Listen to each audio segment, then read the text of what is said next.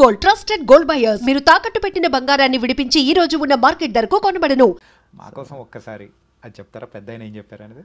జైలర్లో dialogue ఉంటుంది. ఆయన మీకు సీక్వెన్స్ గుర్తొచ్చుంటే తీసుకొచ్చి ఆపేసి ఫస్ట్ సీన్లో చెప్తారు కదా, కిడ్నాప్ చేసినప్పుడు పెద్ద ఆయన ఏం చెప్పాడు? పరిగెడుతూ పాలు తాగాలి పాప, కూడా వచ్చినట్టు తీసుకెళ్ళాలి పాప అని చెప్పాడా లేదా?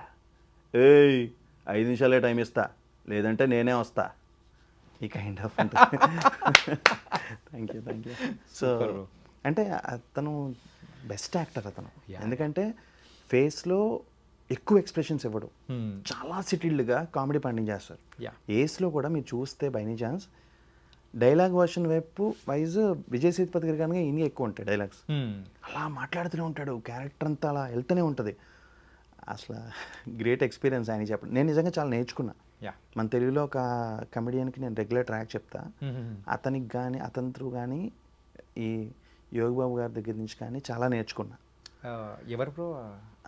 ఇక్కడ ఉన్న ప్రామినెంట్ తెలుగు అంటే లైక్ ఏంటంటే ఆ ఇంపాక్ట్ ఉండదు కదా. నేనేం చెప్పను వాళ్ళకి, జస్ట్ రీరికార్డింగ్ వరకు చెప్పేది. బట్ కమెడియన్స్ చాలా మంది చెప్తాను నేను. ఓకే, ఆల్మోస్ట్ ఒక 7-8 కమెడియన్స్కి నేనే ట్రాక్ చెప్తా. కానీ మీరు ఇలా చెప్తున్నది వింటూ ఉంటే నాకు రాజేంద్ర ప్రసాద్ గారు కానీ అండ్ సాయి కుమార్ గారు కానీ అంటే వాళ్ళ యాక్టర్స్గా చేస్తూ అండ్ ఒక పక్క ఇంకొక బోట్లో ఉన్న ఈ డబ్బింగ్ని కూడా వదలకుండా అట్ ఏ టైం 2 బోట్స్లో ట్రావెల్ చేస్తూ సో ఆయా కోవలో కూడా మీరు కూడా వచ్చేస్తున్నట్టు అనిపిస్తుంది. అంటే రాజేంద్ర ప్రసాద్ గారు, సాయి కుమార్ గారు ఆబ్వియస్లీ మా డబ్బింగ్ యూనియన్లో ఎవరిని టచ్ చేసినా మాకు ఇన్స్పిరేషన్ అంటే సాయి కుమార్ గారే. రాజేంద్ర ప్రసాద్ గారితో నేను వర్క్ చేశాను కూడా. నాకు ఆయన ఆల్మోస్ట్ లైక్ ఒక ద్రోణాచార్యుడు టైపు. నాకే కాదు, చాలామంది కమెడియన్స్కి కామెడియన్ ఎవరైనా చేయాలి అంటే ఎక్కడో ఒక్కడ మనకు తెలియకుండానే బ్రహ్మానందం గారి లాగా ఆయన కూడా తగిలేస్తూ ఉంటారు. ఒక ఎక్స్ప్రెషన్ ఇచ్చినప్పుడు నేను ఆయన కూర్చుని అడిగామండి. నేను బేవర్స్ అని ఒక సినిమా చేశా ఆయనతో.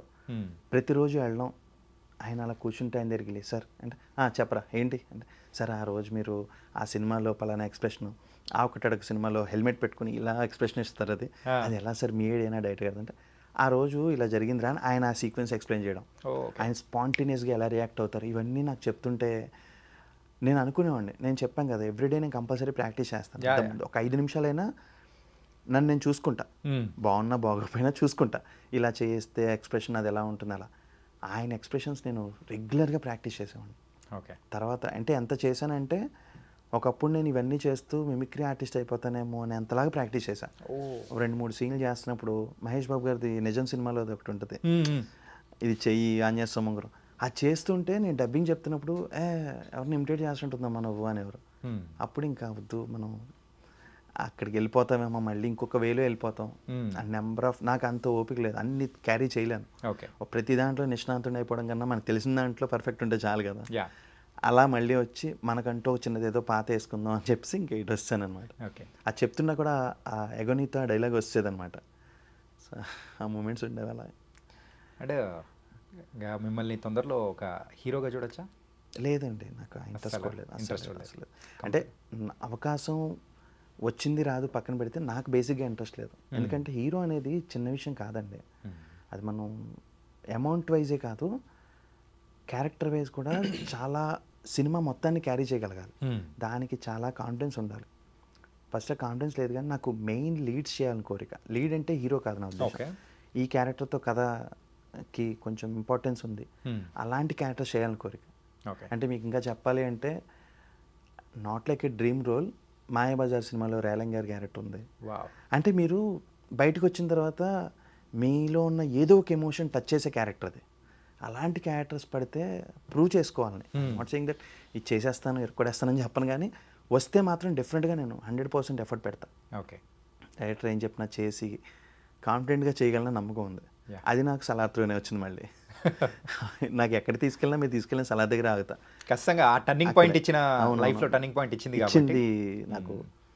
Frankly I dream, Salaar, Sunny, అనగనగా అంటే ఐ డ్రీమ్ అంటే ఇంక్లూడింగ్ అనురాగ్ పాలుట్ల, సన్నీ. ఇప్పుడు చాలా బాగుంది బ్రో. ఏంటంటే డిఫరెంట్ ఫేసెస్ అండ్ దానిలో విషయాలలో కానీ ఎక్కడ కాన్ఫిడెన్స్ అనేది లూజ్ అవ్వకుండా వచ్చిన అవకాశాన్ని సద్వినియోగం చేసుకుంటూ. ఆప్షన్ లేదు బ్రో మనకి ఇక్కడ. మీరైనా ఇప్పుడు మీరు ఒక రైటర్ అవుదామని వచ్చారు, ఎగ్జాంపుల్ యాంకర్ అయ్యారు, మీకు గోల్ రైటర్ ఉంటుంది.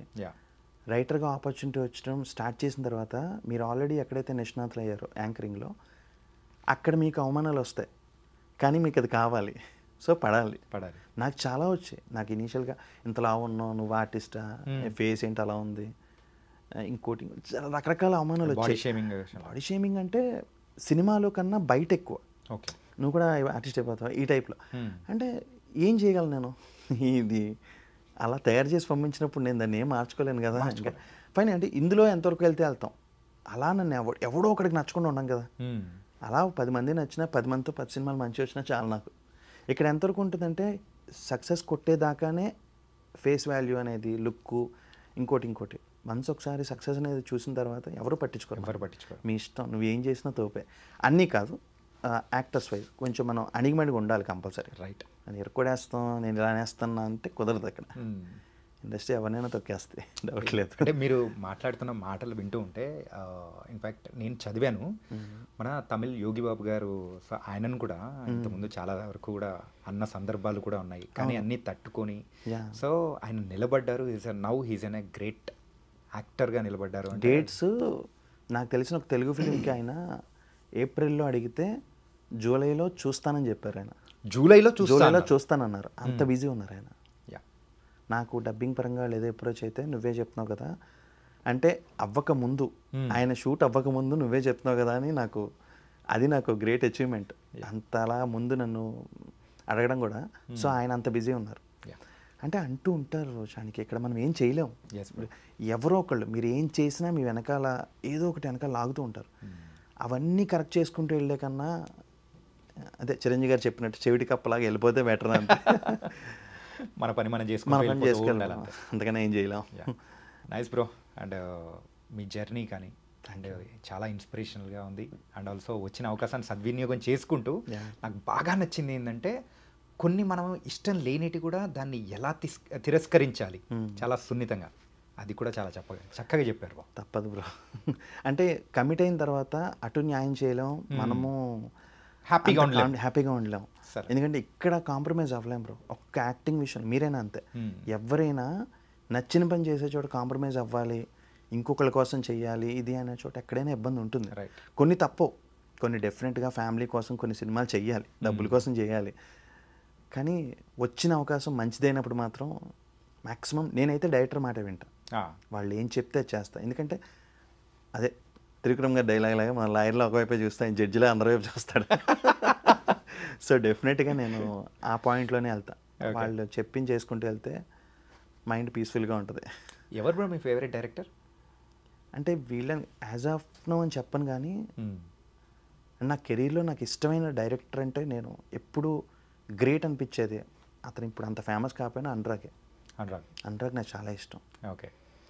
పెద్ద డైరెక్టర్లు అంటే అందరూ ఇష్టమే, అందరితో వర్క్ చేయాలని ఉంటుంది, వీళ్ళని వాళ్ళని కదా. ప్రశాంత్ సార్తో అయితే ఆయన ప్రతి సినిమా చేయాలని ఉంటుంది. ఎందుకంటే యాక్టర్కి కూడా మీకు ఎక్సైట్మెంటే, సినిమా బయటకు వచ్చాక నా సీన్లు ఏది ఒకలా ఉండవు, అన్నీ కొత్తగా కనిపిస్తాయి. ఓకే. ప్రశాంత్ వర్మ గారు కానీ అలా చాలామంది ఉన్నారు, కృష్ణవంశీ గారు, పూరి జగన్నాథ్ గారు ఉంటే అంటే ఒకనొక పాయింట్లో ఒక్కొక్కరు నచ్చుతూ లేదు నాకు అన్ని పాయింట్స్లో కూడా పూరి గారు అయితే చెప్పక్కర్లే ఆయన అసలు. ఎందుకంటే ఒక ఆర్టిస్ట్కి ఒక ఆర్క్ ఉందంటే అదంతా మార్చేస్తారు ఆయన. అందరూ చాలామంది ఉన్నారు, హరిశంకర్ గారు కానీ త్రివిక్రమ్ గారు కానీ అందరూ. ఒక పేరని కాదు, అప్కమింగ్లో ఉన్నాను కాబట్టి నాకు అందరూ నచ్చాలి అని చెప్పట్లేదు, కానీ నచ్చుతారు, అందరూ నచ్చుతారు. ప్రతి ఒక్కళ్ళలో గొప్పతనం ఉంది చెప్పాలంటే. తెలుగు సినిమాలో ఉన్నంత వెస్టైల్ డైరెక్టర్స్ ఎక్కడా ఉండరేమో మీకు, ఎందుకంటే ఇప్పుడు ఆ స్టేజ్లో ఉండదు కదా. రాజమౌళి గారు తీసుకెళ్ళి అక్కడ కూర్చోబెట్టారు, ఎక్కడో కూర్చోబెట్టారు. ఆ స్టాండర్డ్స్ కూడా పెంచేటప్పటికి మిగతా వాళ్ళు కూడా దాన్ని చేస్తూ చేయాలని వెళ్తుంటే 100% అది అందరితో వర్క్ చేయాలని ఉంటుంది, అవకాశం వస్తే అందరితో వర్క్ చేయాలని ఉంటుంది. అన్ని చోట్ల మనం ఉండలేం కదా, బట్ వచ్చింది మాత్రం సేమ్ యాజ్ అనగనగా ప్రూవ్ చేసుకుంటే